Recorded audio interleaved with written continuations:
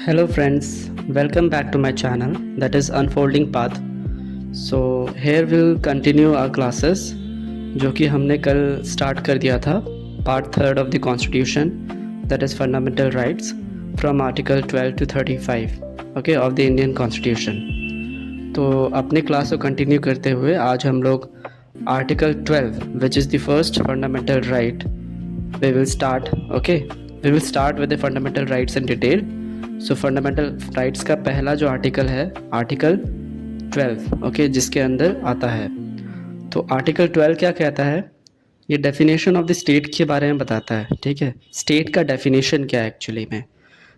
We always हम लोग को समझ में आता है कि स्टेट को सोचते ही हमारे दिमाग में सबसे पहले छवि आती है स्टेट्स, हमारे states like West Bengal, Uttar Pradesh, है ना, Bihar, Karnataka, Kerala, so like that different states हमारे दिमाग में छवि आती है।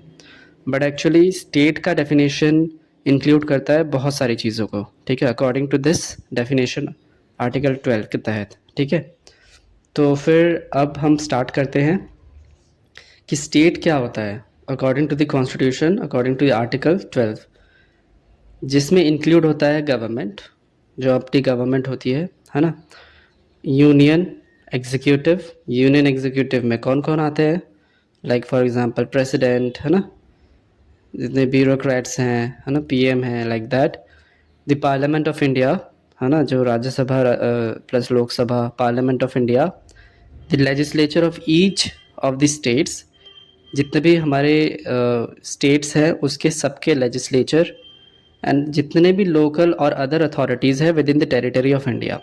इंडिया में जो टेरिटरी ऑफ इंडिया है उसमें जितने भी लोकल और अदर अथॉरिटीज़ हैं वो भी इंक्लूड होते हैं किस में, स्टेट में, डेफिनेशन ऑफ स्टेट में। ठीक है, तो याद रखना स्टेट के डेफिनेशन में कौन कौन आता है, government, union executive, parliament of India, legislature of each of the states and all local and other authorities with in the territory of India. ठीक है, like for example airport authority of India, LIC, है ना, साइक।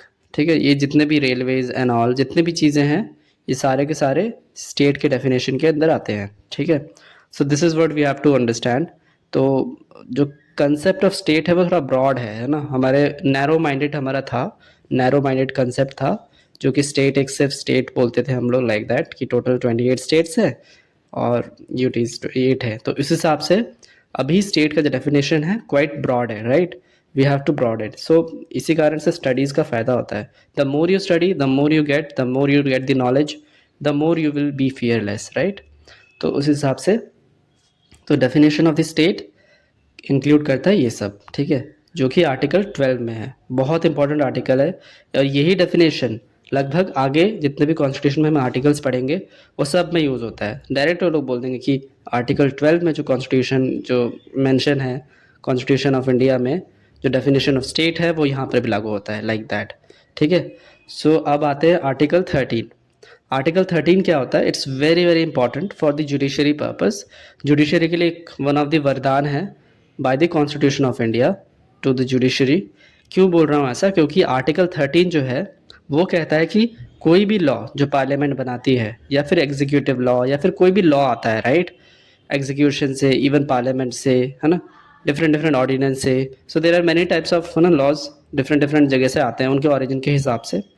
तो कोई भी law inconsistent with और in derogation of the fundamental rights, अगर कोई भी लॉ जो भी बन रहा है वो फंडामेंटल राइट्स जो हमारे जो है अधिकार है, हमारे जो दैनिक अधिकार है, उस अधिकारों से इनकन्सिस्टेंट मेल नहीं खाता है और उसका उल्लंघन करता है, तो फिर उस लॉ को खारिज कर दिया जाएगा। ठीक है, और क्या होगा, any law made before the commencement of the constitution, जो भी लॉ जो कमेंसमेंट ऑफ द कॉन्स्टिट्यूशन बनने से पहले जितने भी लॉ बने हैं, shall be declared null and void by judiciary if it violates fundamental rights.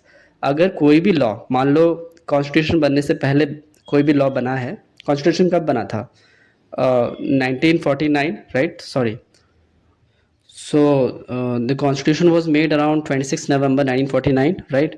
और 1950 में पूरा का पूरा कॉन्स्टिट्यूशन एकदम अडॉप्ट कर लिया था हमने, तो फिर जनवरी में। तो उससे पहले जितने भी लॉ बने थे, राइट, अगर वो फंडामेंटल राइट्स को इन्फ्रिंज कर रहे हैं, उसका उल्लंघन कर रहे हैं, फंडामेंटल राइट्स को वायलेट कर रहे हैं, तो फिर वो जितने भी लॉज है सारे के सारे नल एंड वॉइड कहला दिए जाएंगे, किसके द्वारा? जुडिशरी के द्वारा, ठीक है।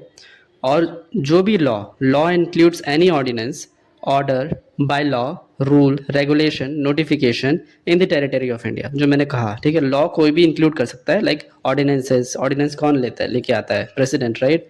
ऑर्डर जो हम पढ़ेंगे, order, by law, rule, regulation, notification, जितने भी हमारे इंडियन टेरिटरी में ये सब लॉज जो भी आते हैं, इंक्लूड होते हैं, वो सारे के सारे laws will be considered as laws, right. और जो ये जो आर्टिकल है, this article shall not apply to any amendment made under article 368। अगर कोई भी लॉ आर्टिकल 368 के तहत बनता है, ठीक है, तो फिर कोई भी लॉ आर्टिकल 368 के तहत बनता है। आर्टिकल 368 क्या कहता है? ये अमेंडमेंट ऑफ द कॉन्स्टिट्यूशन है, राइट, कॉन्स्टिट्यूशन अमेंडमेंट कहता है। तो कोई भी लॉ अगर आर्टिकल 368 के हिसाब से बनता है, तो फिर उस लॉ को इस लॉ में नहीं इंक्लूड करेंगे, ठीक है। उस लॉ को आर्टिकल 13 में इंक्लूड नहीं करेंगे, ठीक है, याद रखना, that is the main thing, ठीक है। So this is how what it is. तो it gives judiciary a judicial power, right, judicial review का power in order to check कि कोई भी लॉ इनकंसिस्टेंट, ठीक है, इनकंसिस्टेंट और डेरोगेटरी और वायलेट एनी फंडामेंटल राइट्स और नॉट।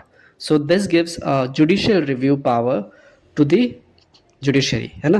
और जुडिशियल एक्टिविज्म कब होता है? जब खुद से अपने हिसाब से लॉ बना के आगे पेश करता है, राइट। एक्टिविज्म पढ़ेंगे आगे जाकर। तो जुडिशरी वर्क्स लाइक दिस। तो आर्टिकल 13, ठीक है, I hope you understand it very well and it's very very important article, आगे हम जानेंगे भी, राइट, क्यों। अब आते हैं आर्टिकल 14 से 18। हमने पढ़ा था ना right to equality, that is article 14 to 18। तो there are 6 fundamental rights in the constitution. अब स्टार्ट होता है अपना राइट्स, ठीक है। 6 राइट में से पहला जो राइट है वो आर्टिकल 14 से 18 तक है, राइट। राइट टू इक्वालिटी, है ना, right to equality. So what it is actually. So before that I would like to end my class here. I wish कि आप लोग इसको अपने अपने मतलब माइंड में अच्छे से सिंक करेंगे।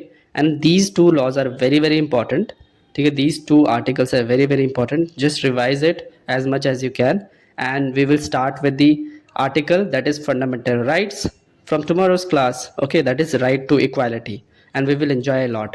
I am damn sure that you will enjoy a lot. So let us see. Okay, bye bye, thank you.